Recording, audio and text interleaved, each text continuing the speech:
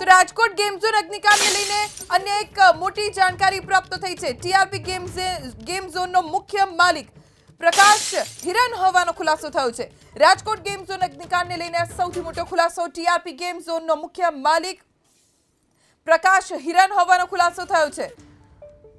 Game ઝોનમાં પ્રકાશની 60 થી 70% ભાગીદારી હોવાની વાત પણ જાણવા મળી છે। 60 થી 70%નો ભાગીદાર હતો પ્રકાશ હિરન, એટલે સીધી રીતે મુખ્ય માલિક આ ગેમ ઝોનનો પ્રકાશ હિરન હોવાનો ખુલાસો થયો છે। પ્રકાશ હિરન હાલ પોલીસ પકડમાં નથી। ક્રાઇમ બ્રાન્ચ પ્રકાશ હિરનને શોધી રહી છે। 4 જેટલી ક્રાઇમ બ્રાન્ચની ટીમ પ્રકાશની શોધખોળ કરી રહી છે। તે ક્યાં છે હજી સુધી તેની કોઈ ભાળ નથી મળી। પ્રકાશ ગુમ છે કે અગ્નિકાંડમાં તેનું પણ મોત થયું છે તેને લઈને અસમંજસતા છે। પ્રકાશ હિરન શું તે ગુમ થઈ ગયો છે? પ્રકાશ હિરનનું મોત થઈ ગયું છે? આ સવાલનો કોઈ જવાબ હજી પોલીસ પાસે નથી। પ્રકાશના પરિવારનું હજી સુધી ડીએનએ સેમ્પલ પણ નથી લેવામાં આવ્યું અને ક્રાઇમ બ્રાન્ચ પ્રકાશની શોધખોળ કરી રહી છે। જ્યારે દુર્ઘટના સર્જાઈ ત્યારે પ્રકાશ હિરન ક્યાં હતો તેની પણ કોઈ વિગત પોલીસ પાસે નથી। પ્રકાશ હિરનના પરિવારજનો સાથે પણ હવે પોલીસ સંપર્ક કરી રહી છે। ક્રાઇમ બ્રાન્ચની 4 ટીમ પ્રકાશની શોધખોળ કરી રહી છે। જો પ્રકાશ ગુમ છે તો પછી ક્યાં છે? ફરાર થઈ ગયો છે તો કોણ તેને સંતાડી રહ્યું છે અથવા તો એ ક્યાં ફરાર થયો છે? કે પછી પ્રકાશ હિરન પણ આ અગ્નિકાંડમાં મોતને ભેટ્યો છે? આ કોઈ સવાલનો જવાબ હજી ક્રાઇમ બ્રાન્ચ પાસે નથી અને આ જ સવાલોનો જવાબ મેળવવા માટે તપાસ થઈ રહી છે।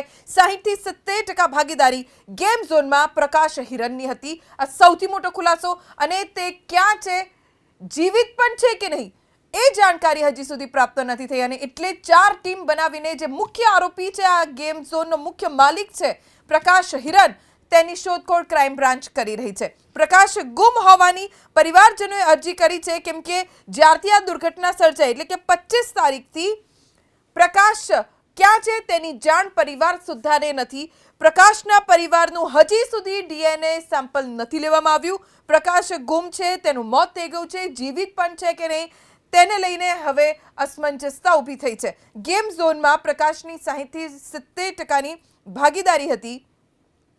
મુખ્ય માલિક આ ગેમ ઝોનનો પ્રકાશ જ હોવાની જાણકારી પ્રાપ્ત થઈ છે। ત્યારે હવે પ્રકાશની અટકાયત કરવા માટે પોલીસ તેને શોધી રહી છે, પણ પ્રકાશ જીવિત છે કે નહીં, શું અગ્નિકાંડમાં તેનું પણ મોત થઈ ગયું છે કે પછી પ્રકાશ ગુમ છે, ફરાર છે?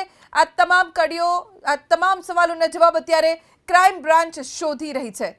અત્યાર સુધી કાર્યવાહી દરમિયાન જેના પણ નામ સામે આવ્યા છે તેની અટકાયત થઈ છે। જો કોઈ કર્મચારી, કોર્પોરેશનનો અધિકારી અથવા તો પોલીસ વિભાગનો કોઈ અધિકારી છે તો તેની સામે પણ સસ્પેન્શન સુધીની કાર્યવાહી થઈ છે। આગળ પણ જેના પણ નામ ખુલશે તેની સામે કડક કાર્યવાહી કરવામાં આવશે, તે માટે સરકાર અને એસઆઈટી મક્કમ છે। ના સ્થળ પર અત્યારે અમે પહોંચ્યા છીએ। સીધા દ્રશ્યો આપણે બતાવવાનો પ્રયાસ કરીશું। અત્યારે એક મોટો જે ખુલાસો અત્યારે સામે આવ્યો છે। માલિક જે ટીઆરપી ગેમ ઝોનના માલિક પ્રકાશ હિરન હોવાનું અત્યારે સામે આવ્યું છે। 60 થી 70% ભાગીદાર પ્રકાશ હિરણની હોવાની અત્યારે હકીકત સામે આવી છે।